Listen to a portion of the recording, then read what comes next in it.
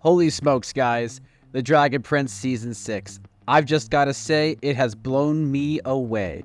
In my humble opinion, this season is right up there with Season 2, which was my gold standard until now.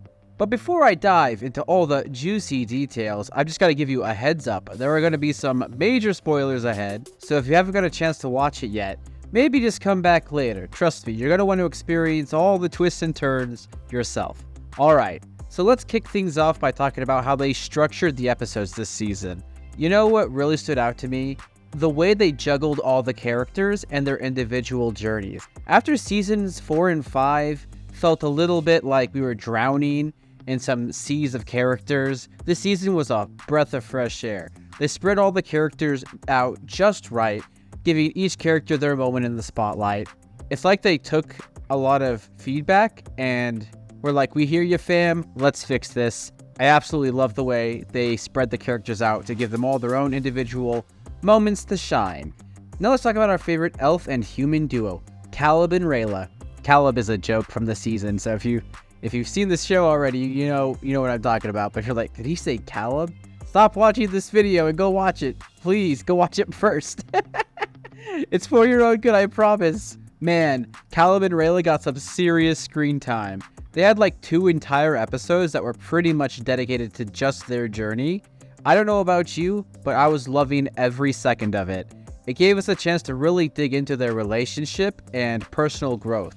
We got to see Callum struggling with his newfound responsibility guarding the prison of Aaravos, and Rayla dealing with the aftermath of all of her past choices. Their dynamic felt so real and raw, you know? I think a lot of fans have been waiting for moments like these, and I'm really glad it's happened. I'm pretty sure I'm not going to be the only one who is eating this stuff right up.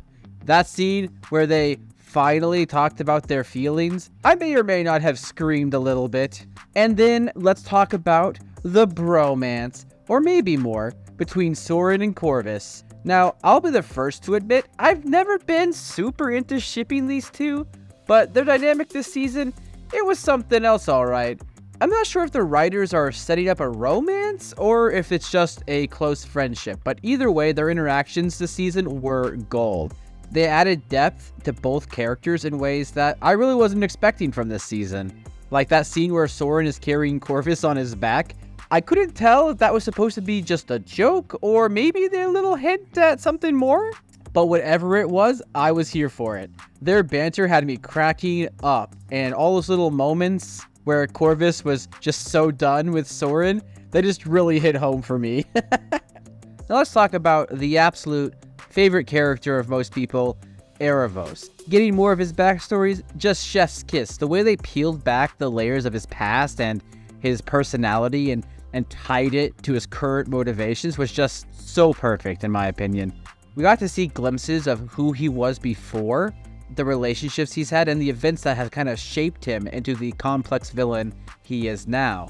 That reveal about him losing someone dear to him and seeking revenge, it added so much depth to his character.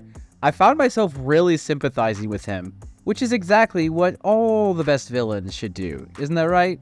And that long-awaited conversation between Viren and Soren, holy moly, was that intense! Watching Viren pour his heart out, trying to explain his actions, only for Soren to be like, nah, Pop, I'm good, was just some powerful stuff. It was the perfect mix of heartbreaking and satisfying. I think a lot of fans, myself included, have been waiting for a moment like this since Season 3.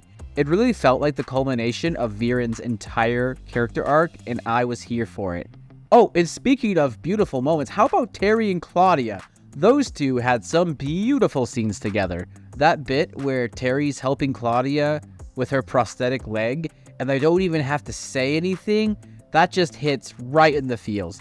In these quiet and intimate moments that really make this show something special for me. They show how the characters have grown and how their relationships have deepened. I just really loved watching Claudia struggle this season. Her journey from devoted daughter of darkness to like questioning her father's method to, nah, you know what? I'm just going to do what any authority tells me to do was really fascinating. Oh, and don't even get me started on that Sunfire Plotline resolution. My goodness, when Sol Regum betrayed Kareem, my jaw hit the floor. I did not see that coming at all. And this got me super hyped for what's going to happen in the final season. Just when I thought I had this whole storyline all figured out, plot twist, whoa. It really shook up the landscape of what Season 7 is going to look like in my mind now.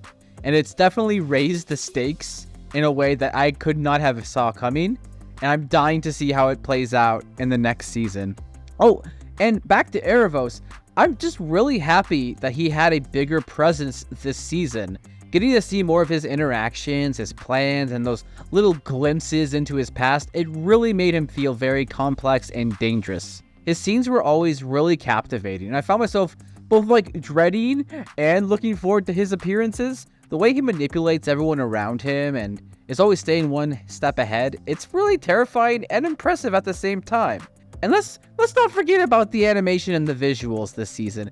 I don't know if it's just me, but it really feels like they stepped up their game this season. The lighting was stunning, especially during the battle scenes, and the characters were very expressive and on point, and you could really feel the emotions coming through, even in the quieter, more subtle moments. The pacing of the season also felt spot on to me. They managed to really balance out the quieter, character-driven moments with the high-stake action scenes perfectly.